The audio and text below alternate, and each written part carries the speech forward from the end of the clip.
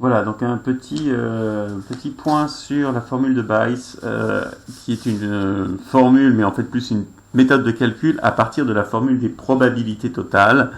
Donc on va prendre un exemple dans lequel on va prendre que un ensemble oméga avec A et A bar qui forment un système complet d'événements, c'est-à-dire une partition d'oméga, de façon à pouvoir utiliser la formule des probabilités totales. Et on a dedans un événement B, et ce qu'il faut connaître, on suppose connu la probabilité de A, la probabilité de A bar, ainsi que les probabilités conditionnelles de B, c'est-à-dire la probabilité de B sachant A et la probabilité de B sachant A bar. Alors, dans ces cas-là, d'après la formule des probas totales,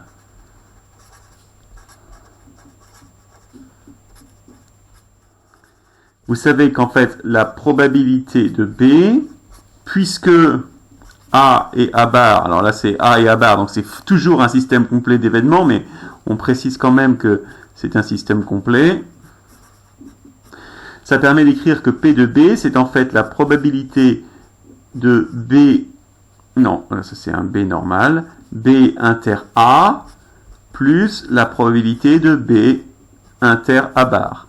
Je vous rappelle que le principe de cette formule, c'est que les deux événements B inter A et B inter A bar sont évidemment incompatibles, puisque A et A bar sont disjoints, et recouvrent l'ensemble des possibles de l'univers oméga. Donc on n'a rien oublié en faisant ça. Et alors c'est en général pas sous cette forme-là qu'on écrit directement la formule des probabilités totales, parce qu'en général quand on l'utilise, on l'écrit déjà en utilisant les probabilités conditionnelles, c'est-à-dire qu'on dit que c'est P de A multiplié par la probabilité de B sachant A, plus P de A bar multiplié par la probabilité de B sachant A bar.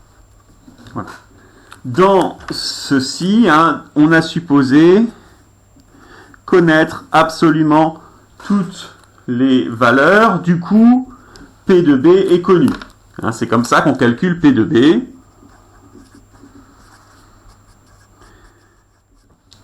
Et en fait, ce que l'on fait avec cette formule-là, ça revient à dire que l'on calcule sur un arbre.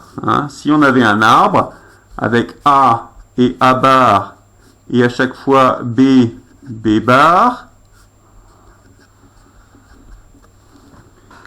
les probabilités que l'on a sont celles ici, ça c'est P de A, ça c'est du coup P de A bar qui est 1 moins P de A, donc quand je disais qu'on connaissait les deux, en connaître une seule des deux suffit, et ici c'est la probabilité de B sachant A, du coup évidemment celle-ci est connue ici, et la probabilité de B sachant A bar.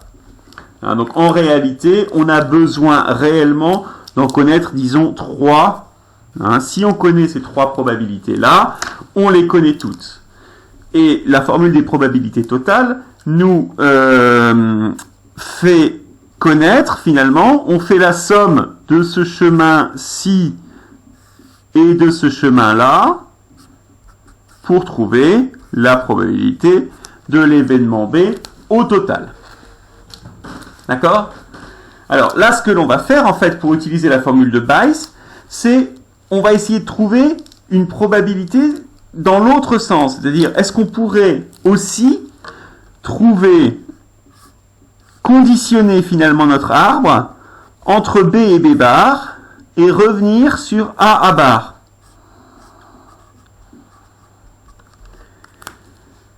D'après les informations que l'on a, on ne connaît pas grand-chose. On connaît ça, puisqu'on vient de le calculer.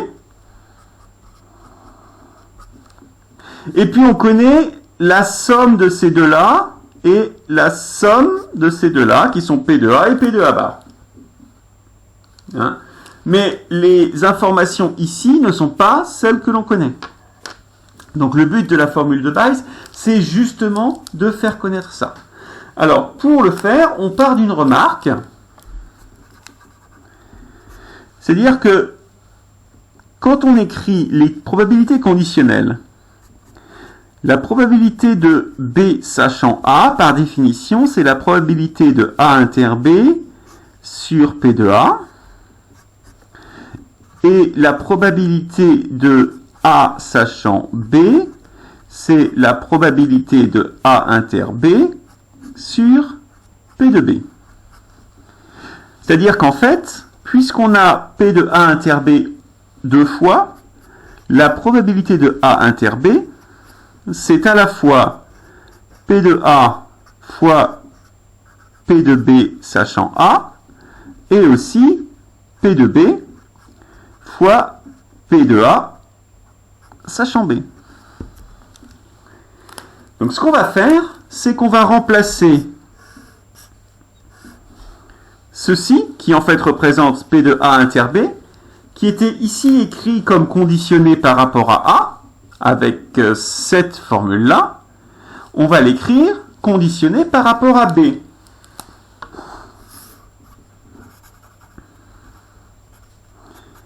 Donc ma formule des probabilités totales devient P de B égale, alors là faut que je fasse attention, c'est pas celui-ci que j'écris, c'est P de B multiplié par P de A sachant B plus P de A bar fois P de B sachant A bar. J'espère que je n'ai pas écrit de bêtises, je vérifie. Ça a l'air d'être ça. Qu'est-ce que je connais là-dedans? Je connais P de B qui apparaît deux fois, je connais P de A bar, je connais P de B sachant A bar. Donc il ne me reste plus qu'à inverser le calcul pour trouver ici P de A sachant B. C'est-à-dire que P de B fois P de A sachant B, alors c'est P de B moins ça, hein, mais en fait ici,